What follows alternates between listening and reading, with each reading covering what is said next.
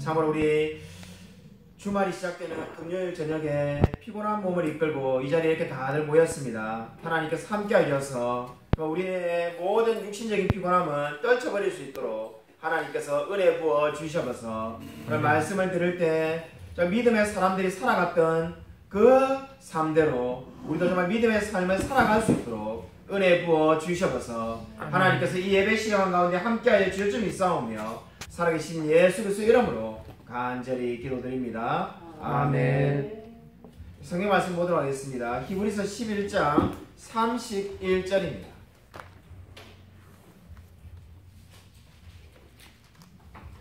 신약성경 366면에 있습니다. 신약성경 366쪽 히브리서 11장 31절 한 절 말씀 우리 같이 한 목소리로 읽도록 하겠습니다.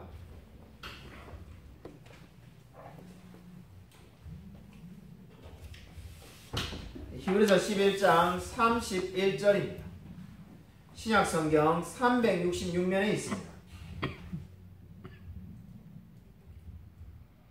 함께 읽겠습니다. 믿음으로 기생 라합은 정탐꾼을 평안히 영접하였으므로 순종하지 아니한 자와 함께 멸망하지 아니하였도다. 아멘.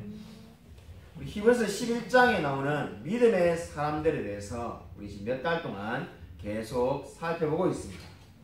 우리는 이미 아브라함, 이삭, 야곱, 모세 등 많은 믿음의 사람들에 대해서 우리가 그동안 살펴보았습니다. 오늘 이제 이름이 등장하는 우리 믿음의 선배로는, 믿음의 조상으로는 마지막 인물이 되겠습니다.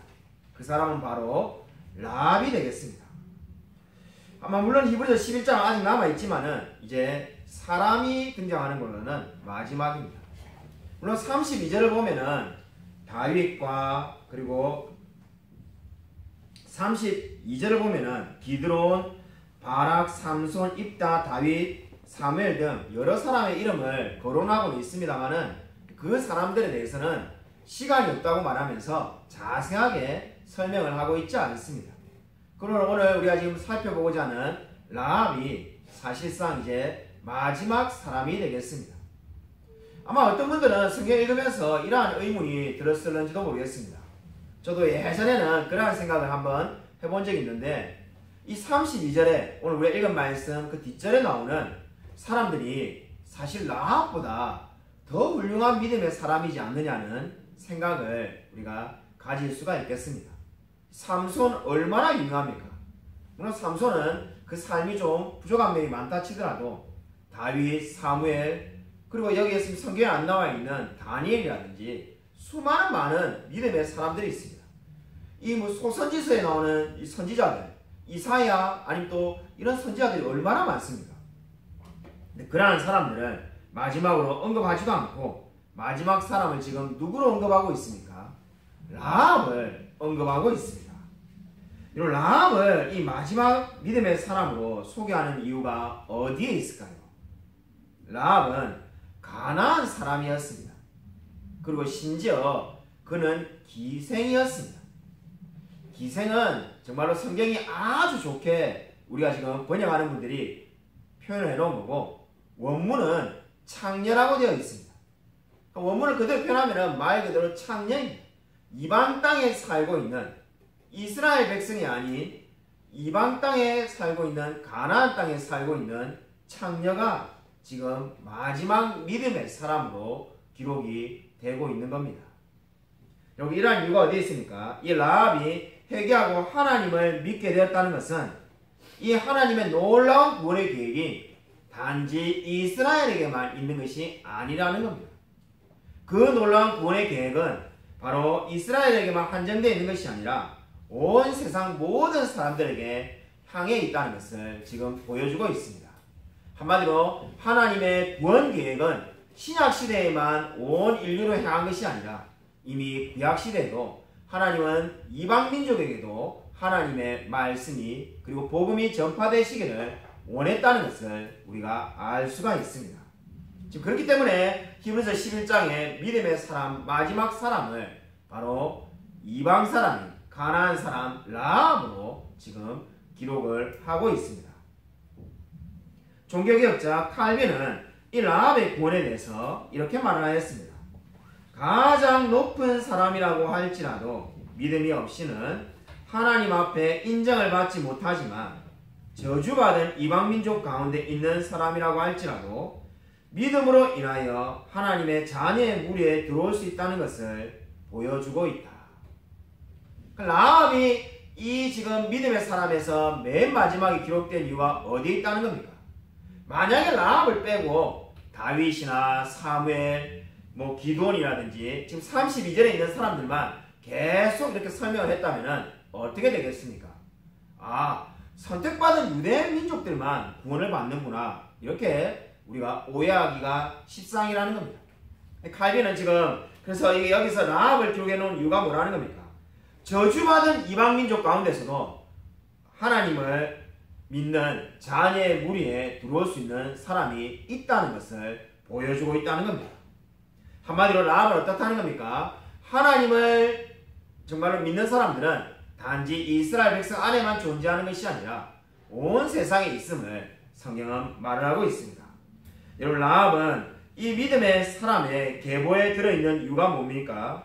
단지 이방민족인 것만 보여주는 것이 아니라 그녀의 직업이 기생인 것을 볼 때, 창렬한 것을 볼 때 정말로 낮고 천한 사람도 하나님을 믿을 수 있다는 것을 보여주고 있습니다. 그뿐만 아니라 더 놀라운 건 뭡니까? 우리가 마태복음 1장 읽어보면은 라합은 그냥 믿음의 안에, 정말로 믿음의 커트라인 안에 겨우 예수님을 믿는 사람이 아닙니다.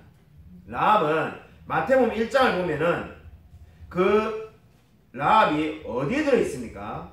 예수님의 족보에 들어있습니다. 라합은 유다 지파의 살몬과 결혼하여서 예수님의 계보의 한 사람으로 마태복음 1장에 기록이 되어 있습니다. 이 사실이 무엇을 보여줍니까? 하나님께서는 정말로 연약한 자를 사용하셔서 정말로 높이 들어 쓰신다는 것을 보여주고 있습니다. 그러므로 오늘 이 라합이 정말로 이 히브리서 11장에 기록되어 있는 이유는 너무나 우리에게 큰 위로와 은혜를 주는 줄로 믿으시기 바랍니다. 정말 하나님은 낮고 연약한 자를 높이 들어서 사용하시는 분인 줄로 믿으시기 바랍니다. 아멘. 그러면 어떻게 해서 라합은 이러한 믿음의 사람으로 평가되었을까요? 라합이 아무런 믿음이 없는데 그냥 가난한 사람이고 기생이니까 하나님이 사용하신 것이 아닙니다. 그녀에게 믿음이 있었기 때문에 지금 믿음의 사람이라고 성경이 말하고 있지 않습니까? 히브리서 11장 31절을 보면은 라합의 믿음을 어떻게 평가합니까? 믿음으로 기생 라합은 정탐꾼을 평안히 영접하였으므로, 이렇게 말하고 있습니다. 한마디로 말해서 라합이 이러한 믿음의 사람으로 평가된 이유는 정탐꾼들을 잘 영접하였다는 겁니다. 이 사건은 아마 여러분이 성경을 읽어본 분이라면 잘 알고 있을 겁니다. 여호수아 2장에 이 사건이 잘 기록되어 있습니다. 원래 정탐꾼을 보낸 목적이 뭐였습니까? 가나안 땅의 상을 알아보고자 보내었습니다. 근데 두 정탐꾼이 기생 라합의 집에 머물게 되었습니다. 근데 그렇게 정탐꾼을 영접한 것을 성경은 어떻게 말합니까? 라합이 착해서 그렇다, 이렇게 말하고 있지 않습니다. 믿음으로 영접을 했다는 거죠. 그럼 사실상 자기 나라 조국을 배반하는 행동이 되지 않겠습니까? 라합은 정말로 이 두 정탐꾼을 같은 믿음의 사람으로 이렇게 영접을 한 겁니다. 그때 여호수아 2장을 보면 어떤 상황이 벌어집니까? 여리고 왕이 이 정탐꾼이 라합의 집에 있다는 것을 알고 잡으러 갑니다. 그때 라합이 거짓말을 해가지고 그 두 사람을 이렇게 살려줍니다. 성경 보면 그때 뭐라고 말합니까? 그들이 자기 집에 오기는 했으나 어디서 왔는지 알지 못한다라고 여호수아서에서 말을 하고 있습니다. 그렇게 거짓말을 해가지고 지금 빨리 가면 그 사람을 잡을 수 있다고 해서 이 여리고 왕의 부하들을 다른 곳으로 보내면서 정탐꾼을 살려줍니다. 사실 이 이야기는 읽어보면 어떻습니까? 우리 세상의 관점에서 보면은 이보다 더 지혜롭고 이보다 더 영리한 행동이 있을 수가 없습니다. 정말로 탁월하게 그저 행동을 한 거죠. 근데 문제는 뭡니까? 우리 개혁주 입장에서 우리 보면은 우리 어떻게 말합니까? 선한 거짓말도 하지 말라. 우리 이렇게 가르치고 있습니다. 실제로 우리가 칼빈이나 우리 수많은 신앙의 선배들은 그 어떠한 경우에도 거짓말을 해서는 안 된다. 이렇게 말하고 있습니다. 선한 거짓말을 해도 된다는 입장은 루트교 입장이고 우리 장로교는 선한 거짓말도 해서는 안 된다는 것이 우리의 입장입니다. 그러한 입장에서 보면 어떻습니까? 이 라합의 행동은 이 잘못된 것처럼 보여질 수밖에 없습니다. 그래서 수많은 이 논쟁이 있었습니다. 그러한 이야기에 대해서 가장 탁월한 견해는 우리 시대에 가장 뛰어난 설교자라고 칭찬을 받는 미국의 존 맥아더 목사님이 이렇게 말을 했습니다. 라합은 진실을 말했어야만 한다. 라합이 진실을 말했어도 하나님께서 놀라운 방법으로 분명히 두 정탐꾼을 살려주셨을 것이다. 이렇게 표현을 하였습니다. 저는 이 존 맥아더 목사님의 해석이 탁월하다고 봅니다. 분명히 라합은 믿음이 있었기 때문에 정탐꾼을 영접하였습니다. 그 말이 히브리서 11장에 지금 기록되어 있습니다. 그러면 그 믿음을 가지고 어떻게 행동했어야 됩니까? 진실되게 이야기를 했어야 됩니다. 진실되게 이야기를 해도 무조건 두 정탐꾼이 죽게 되는 것이 아닙니다. 그렇게 생각하는 사람은 하나님의 능력을 너무나 제한하는 겁니다.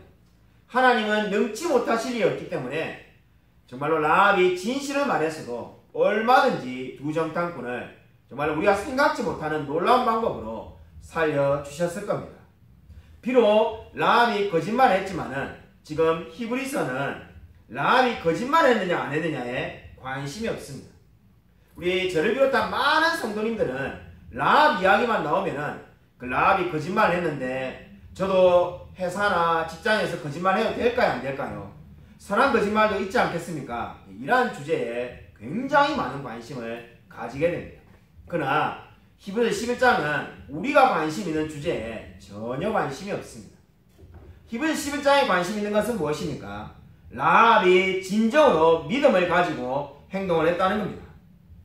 이 라합은 어떻게 했다는 겁니까? 히브리서 11장 31절에 보면은 순종치 아니한 자와 함께 멸망치 아니하였다는 겁니다. 여러분 이 말씀이 무엇을 의미합니까?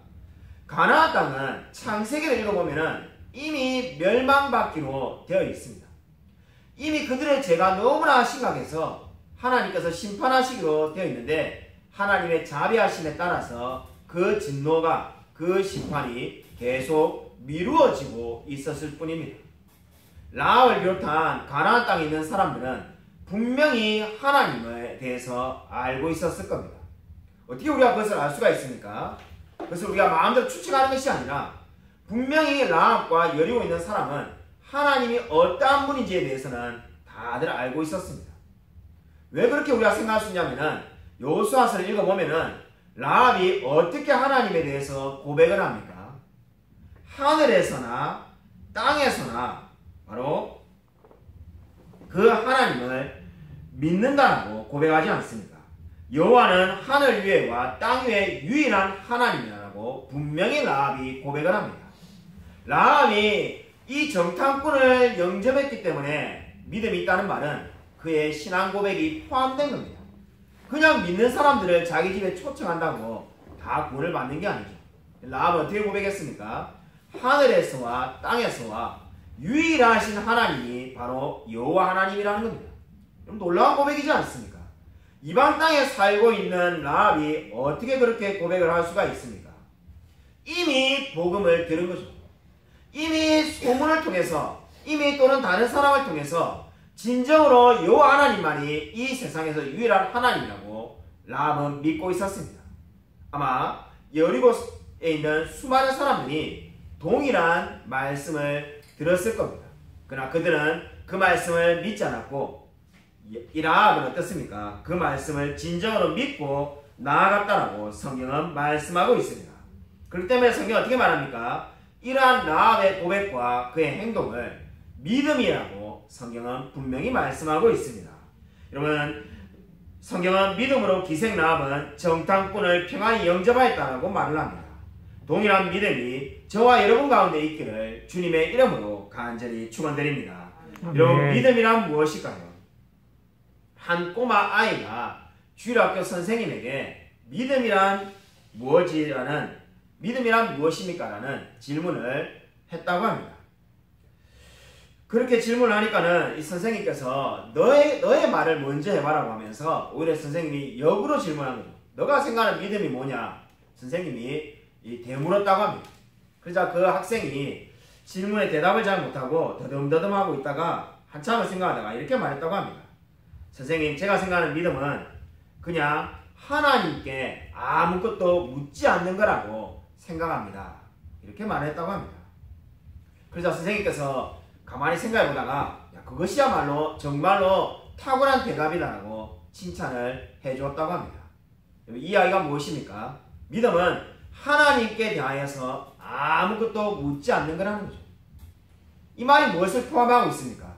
내 생각과 다르든지 또는 내 상식과 그 말씀이 충돌하는 경우가 있다 할지라도 무조건 하나님이 옳습니다라고 하고 나아가는 것이 믿음이라는 겁니다. 여러분, 진정으로 믿음이라는 것은 하나님께 모든 것을 맡긴다는 것을 믿으시기 바랍니다. 아멘. 여러분, 하나님이 말씀하신 그대로 이루어질 줄 믿습니다라는 것이 믿음입니다. 오늘 나음이 바로 그러한 믿음으로 두 정탐꾼을 영접하였습니다. 여러분, 제가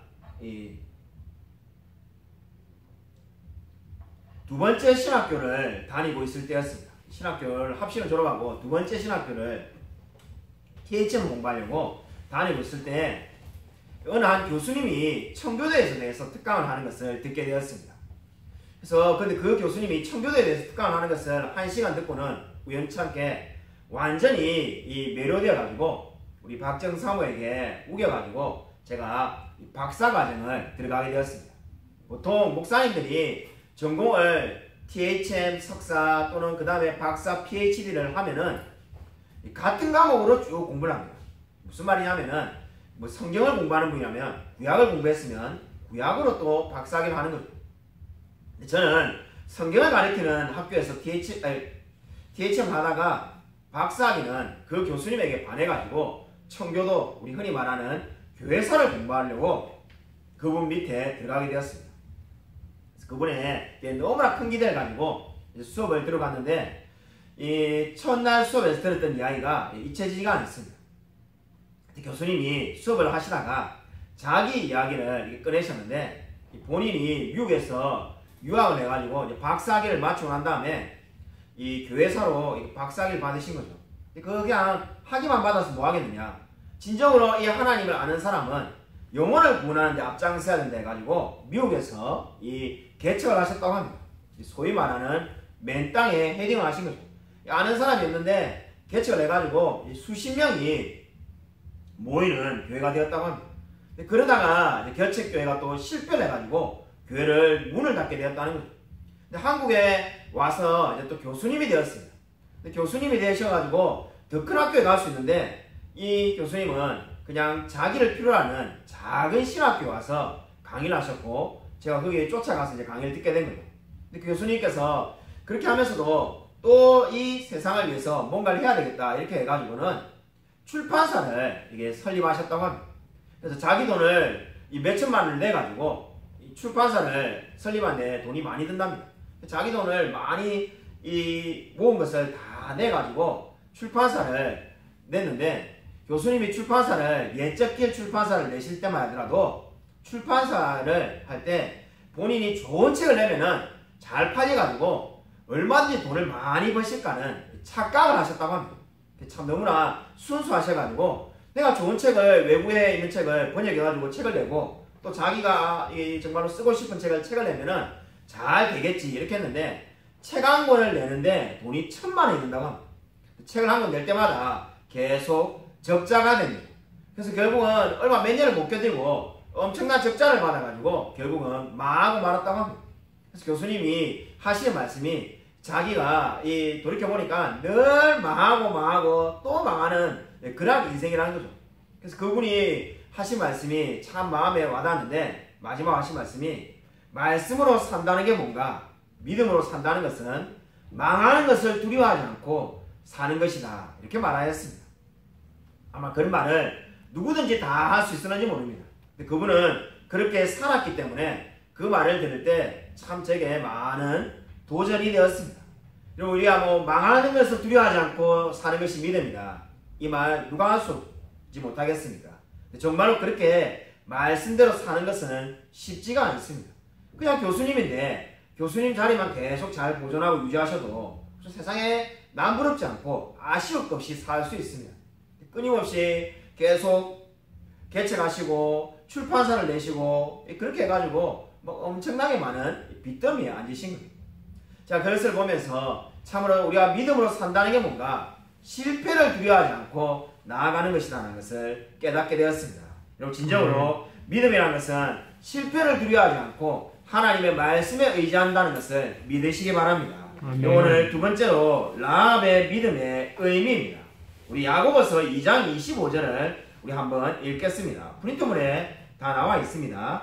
야고보서 2장 25절 라합에 대한 말씀이 거기 나와 있는데 우리 같이 한번 읽겠습니다. 네, 시작. 또 이와 같이 기생 라합이 사자들을 접게 하여 바른 길로 나가게 할 때 행함으로 의롭다 하심을 받은 것이 아니냐. 그럼 야고보서 2장 25절에 보면은 역시 라합에 대해서 기생 라합의 믿음에 대해서 말을 하고 있습니다. 먼저 여기서 사자라는 말이 나오는데 이 사자라는 것은 천사들을 가리키는 겁니다. 그러니까 기생 라합은 천사를 대접하였다라고 성경은 놀랍게 평가하고 있습니다. 그러면 어떤 생각이 듭니까? 라합이 대접을 잘해서 믿음으로 지금 인정을 받았다고 하니까 그러면은 행함으로 사실상 구원을 받는 거냐? 그런 말이 아닙니다. 야고보서는 우리가 흔히 행함을 강조하는 책이다라고 말을 합니다. 물론 맞는 말입니다. 그 행함이 구원의 조건으로서 말하려는 것이 아니라 구원을 받았기 때문에 행함이 나타난다는 겁니다. 여러분 이 진리를 꼭 기억하시기 바랍니다. 야고보서가 행함을 강조하는 것은 구원의 조건으로서의 행함을 이야기하는 게 아닙니다. 그러니까 믿음을 얻기 위해서는 그 조건이 행함이다 이렇게 말하고 있지 않습니다. 그렇게 말하면 이단이 되는 거죠. 지금 야고보서가 강조하는 것은 정말로 믿음 있는 사람이라면 그 믿음이 행함으로 나타난다는 것을 의미하고 있습니다. 그래서 예전에 제가 본 영화가 생각이 나는데 남자 주인공과 이 여자 주인공이 총을 가지고 싸움을 하는데 둘이서 등을 맞대고는 수많은 적이 있는데 그 적을 향해서 싸우는 이 장면이 기억이 납니다. 그 모습이 바로 뭘 보여주냐면은 바로 믿음과 행함의 관계를 보여주고 있습니다. 정말 여기서 말하는 야고보서 말하는 믿음과 행함의 관계는 로마서에서 말하는 믿음과 행함의 관계와 다릅니다. 로마서에서 말하는 그 행함과 믿음의 관계는 서로 반대되는 개념이죠. 야고보서 말하는 믿음과 행함의 관계는 마치 방금 제가 말했던 영화의 그 장면처럼 남자 주인공과 여자 주인공이 서로 등을 맞대고 수많은 적을 향하여서 총을 쏘는 거죠. 그러니까 믿음과 행함이라니까 등을 대고 있으니까 서로 다른 것처럼 보이지만은 실제로 공동의 적을 향해서 싸우는 똑같은 거라는 거죠.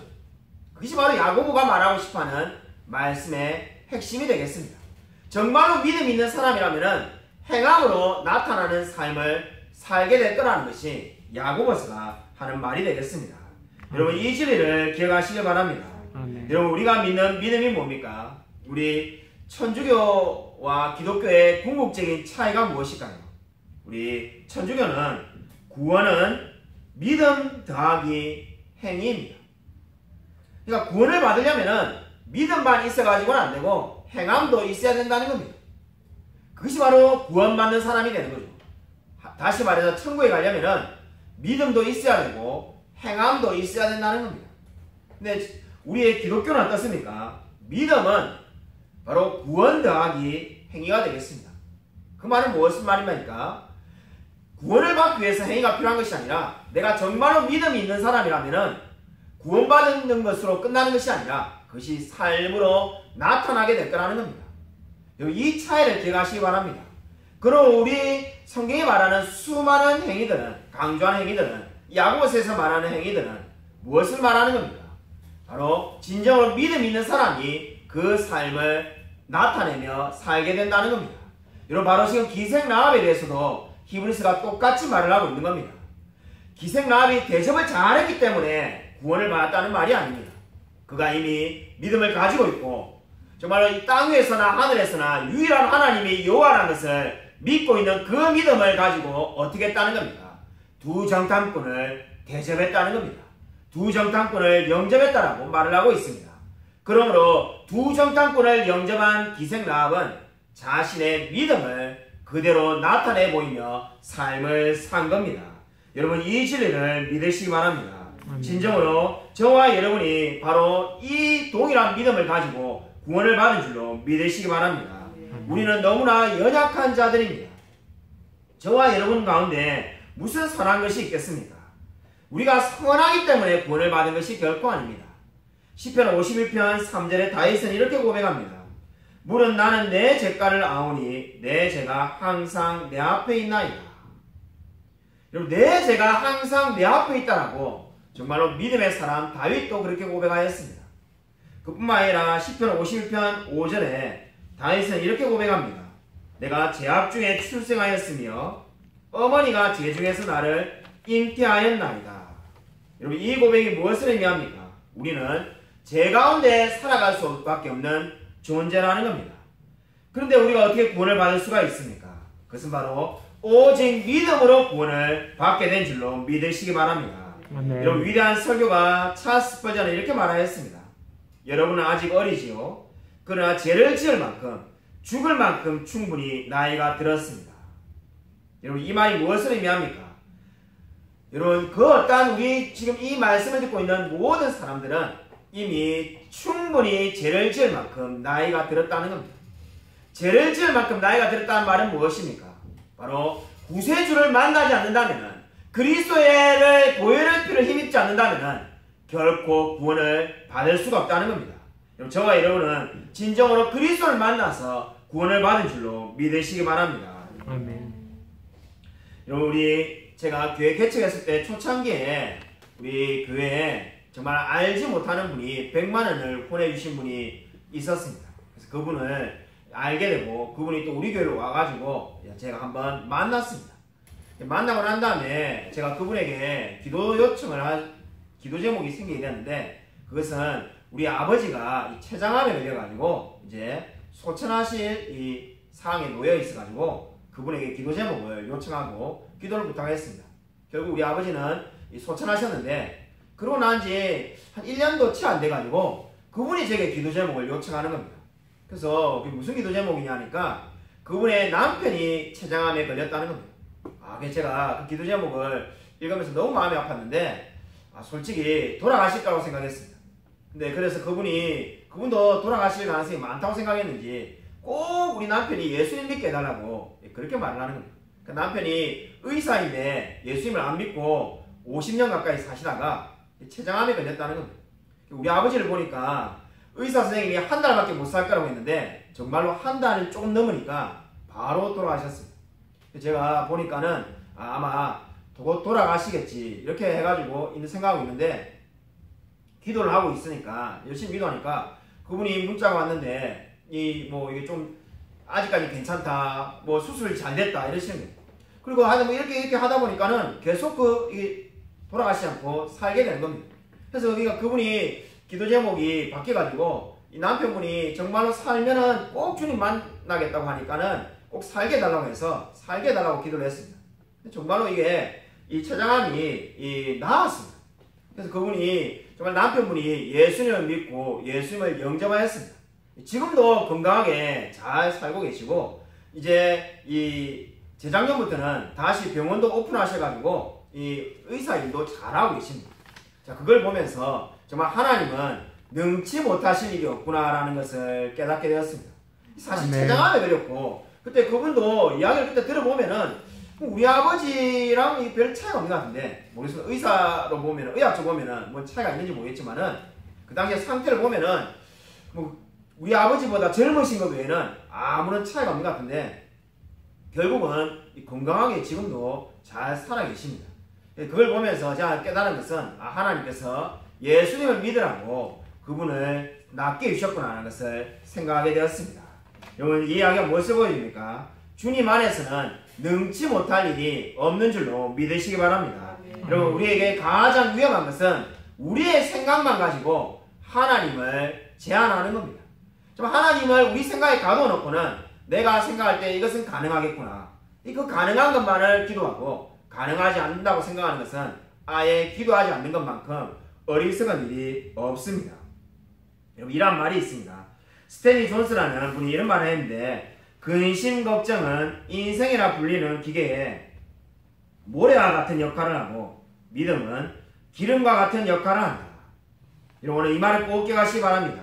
여러분 근심과 걱정은 우리 인생에서 수많은 그저 모래같이 걸리적거리는 것에 불과할 뿐입니다. 정말 우리 인생에 기름과 같이 꼭 필요한 것은 무엇입니까? 믿음인 줄로 믿으시기 바랍니다. 저와 여러분이 이 세상을 살아갈 때 우리가 힘든 이유는 어디에 있습니까? 수많은 근심 걱정이 정말 우리를 계속해서 힘들고 낙심하도록 만들기 때문입니다. 그러나 믿음을 가지시기 바랍니다. 믿음을 붙드시길 바랍니다. 그러면은 저와 여러분의 삶이 분명히 하나님께서 반드시 이끌어 주실 줄로 믿으시기 바랍니다. 아무쪼록 믿음의 사람 라합처럼 믿음을 가지고 이 세상을 담대히 살아가는 저와 우리 모든 성도님이 되시기를 주님의 이름으로 간절히 축원드립니다. 이 시간 우리 말씀을 생각하면서 이렇게 기도하기 원합니다. 진정 믿음을 가지며 살아갈 수 있게 해달라고 하나님께서 이방 사람이었고 정말 기생이었던 그 라합을 주님의 품으로 부르셔서 예수님의 계보에 남는 사람으로 높이 들리 쓰신 것처럼 우리도 정말 믿음 가지고 담대히 이 세상을 살아갈 수 있게 해달라고 이 시간 주여 한번 크게 외치고 간절히 통성 기도하겠습니다. 주여!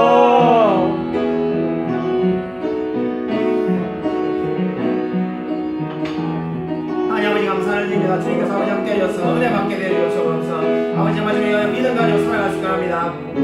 하나님 아버지 우리 마음 가운데 정말 믿음 가지고 담대히 정말 주님을 의지하며 살아갈 수 있도록 아버지 도와주셔서 하나님 역사에 이룰 줄 믿습니다. 말씀하여 주시고 온전케 하여 줄 줄 믿습니다.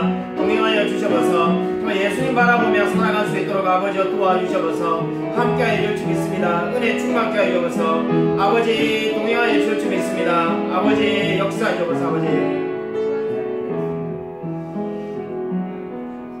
하나님 아버지 감사를 드립니다. 정말 라합에게 찾아오신 하나님께서 그 라합에게 믿음을 주시고 그의 인생을 변화시킨 것처럼 우리의 삶 가운데도 찾아와 주셔서 정말 라합이 너무나 비천한 자이며 이방 사람이었지만은 하나님께서만이 정말 땅 위에서나 하늘에서나 여호와만이 유일한 하나님이라고 고백한 것처럼 동일한 믿음의 고백이 우리 삶 가운데 늘 넘쳐나도록 역사하여 주셔서 우리가 정말 온전한 믿음 가지고 살아갈 수 있게 되어지기를 소원합니다. 이 세상을 살아갈 때 근심과 염려를 가지고 살아가는 것이 아니라 정말 믿음을 가지고 담대히 살아갈 수 있도록 은혜 부어 주셔서 하나님만이 우리의 삶의 전부인 줄로 믿고 날마다 말씀 안에 나아갈 수 있도록 역사하여 주셔서 주께서 우리의 삶을 온전히 붙들어 주시사오며 살아계신 예수 그리스도 이름으로 간절히 기도드립니다.